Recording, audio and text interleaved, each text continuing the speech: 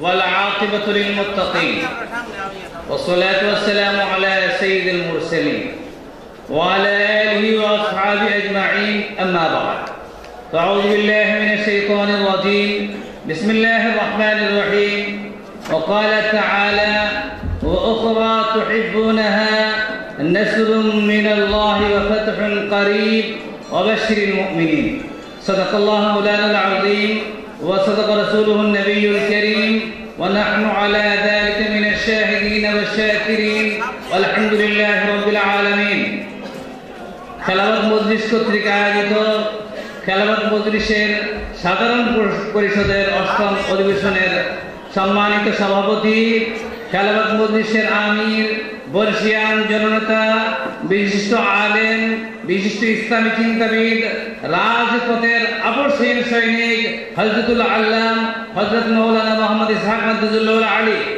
মঞ্চে উপবিষ্ট খেলাফত মজলিসের সিনিয়র নায়েব আমির শেখুল হাদিস আল্লামা জুবাইর আহমদ চৌধুরী সহ অন্যান্য নেতৃবৃন্দ, বাংলাদেশের সকল জেলা, উপজেলা, ইউনিয়ন পর্যায়ে থেকে আগত মুজাহিদ দিক ভাইরা, আসসালামু আলাইকুম ওয়া রাহমাতুল্লাহ।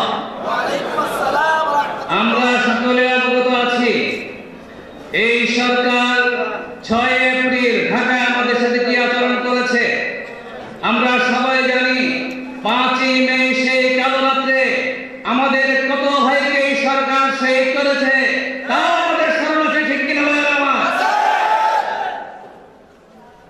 বিডিআরকে বাংলাদেশের একটি শক্তিশালী সংগঠন, সেই বিডিআরকে কিভাবে ধ্বংস করেছে তাও আমরা ভুলি নাই, ঠিক কিনা বলেন আমার? বর্ডারে পার্শ্ববর্তী দেশ আমাদের সাথে কি আচরণ করতেছে তাও আমরা ভুলি নাই, ঠিক কিনা বলেন আমার? দেশে যেমনি ভাবে ইসলামের বিরুদ্ধে কর্মকাণ্ড করতেছে, ঠিক তেমনি ভাবে দেশের অর্থনীতি, দেশের সংস্কৃতি, কৃষি কালচারকে ধ্বংস করে দেওয়ার জন্য এমন কোন কৌশল নাই যা সরকার গ্রহণ করছে না, ঠিক কিনা বলেন আমার?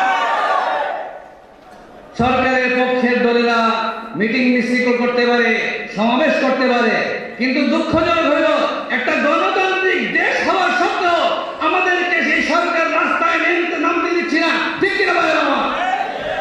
সুতরাং এই সরকার যেমনিভাবে ইসলামের শত্রু, মুসলমানের শত্রু, আল্লাহ রাসূলের শত্রু, কোরআন হাদিসের শত্রু, একইভাবে দেশ এবং দেশের জনগণের শত্রু, ঠিক কিনা বলেন আমার?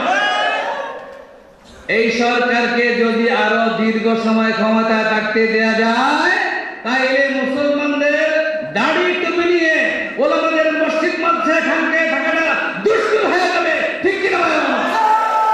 সুতরাং আর এক মুহূর্তের জন্য এই সরকারকে ক্ষমতায় রাখা যাবে না। এই কথাটা বলা সহজ, কিন্তু এই কাজটা আঞ্জাম দেওয়া অনেক কঠিন, ঠিক কিনা বলেন আমার? আমরা যারা আসছি বক্তব্য শুনে আমাদের